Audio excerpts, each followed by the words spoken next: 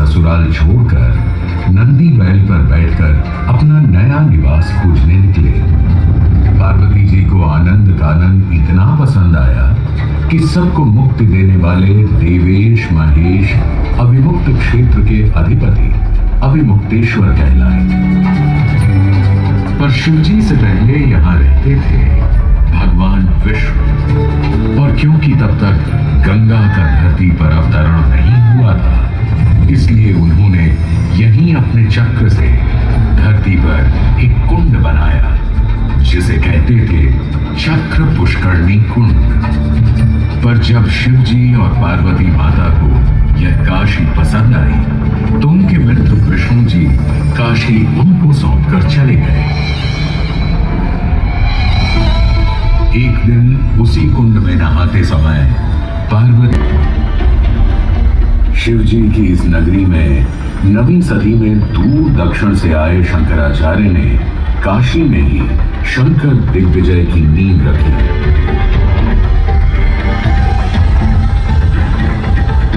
कुछ सदियों बाद यही संत कबीर और रविदास की वाणी से पैदा हुई एक अद्भुत नई भक्ति धारा। इस भक्ति धारा में नहाने कभी गुरु नानक देव काशी आए तो कभी वल्लभाचार्य, चैतन्य महाप्रभु, एकनाथ और कभी मीरा।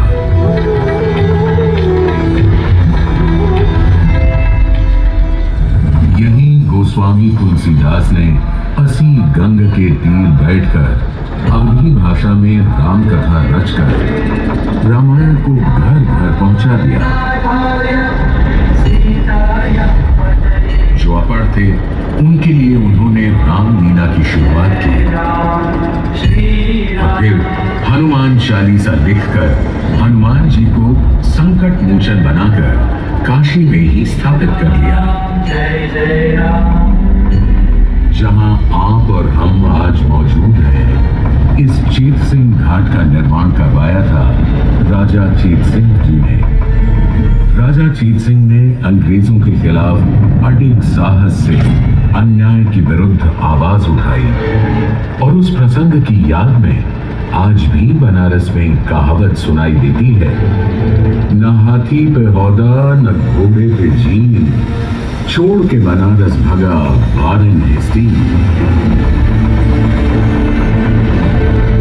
वहीं महारानी वीर माता अहल्याबाई होलकर ने नए तालाब और घाट बनवाए और काशी विश्वनाथ के साथ अनेक मंदिरों का पुनर्निर्माण भी करवाया।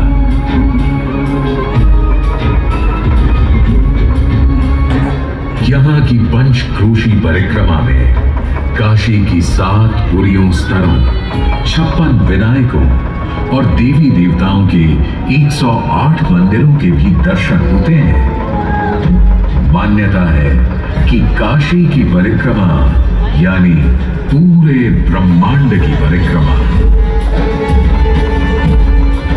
गंगा के आने की कहानी अपने आप में बहुत रोचक है। श्री राम के पूर्वज राजा सगर ने जब अश्वमेध यज्ञ किया तो इंद्र ने घबराकर उनका घोड़ा समाधि में लीन ऋषि कपिल के पास बांध दिया। उन्हीं को घोड़ा चोर समझकर जब सगर के 7,000 पुत्रों ने उन्हें ललकारा तो क्रोध में ऋषि ने उन सबको भस्म कर दिया। सगर के अंतिम पुत्र अंशुमन ने जब क्षमा मांगकर अपने भाइयों के तर्पण का रास्ता पूछा तो कपिल मुनि ने कहा कि यह तर्पण केवल गंगा जल से ही हो पाएगा जो स्वर्ग में ब्रह्मा जी के पास रहती थी। देखते देखते 7 पीढ़ियां गुजर गई, पर 7 पीढ़ियों के बाद भी गंगा को स्वर्ग से लाने का दूभर काम कोई नहीं कर पाया। समय आने पर जब राजकुमार भगीरथ के राजा बनने का समय आया तो उन्होंने राजा बनने से साफ मना कर दिया और कहा, क्षमा कीजिए, क्या ये आवश्यक है कि राजा का बेटा ही राजा बने? मैं पहले तपस्या करूं और फिर ब्रह्मा से गंगा को मांग कर पृथ्वी पर ले आऊं और फिर उनके पावन पवित्र जल से अपने 60,000 पूर्वजों का तर्पण करूं। भगीरथ दूर एक जंगल में समाधि लगाकर बैठ गए और ब्रह्मा का आह्वान करने लगे।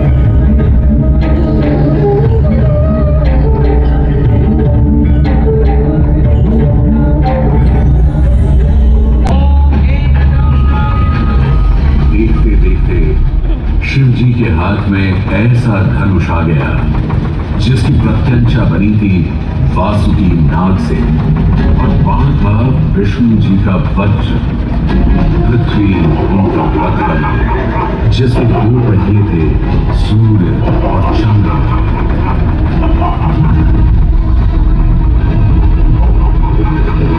राक्षस त्रिपुरासुर के मरण और मुक्ति के दिन देवताओं ने स्वर्ग में देव दीपावली मनाई और धरती पर काशी के जो मौन में भी संवाद है।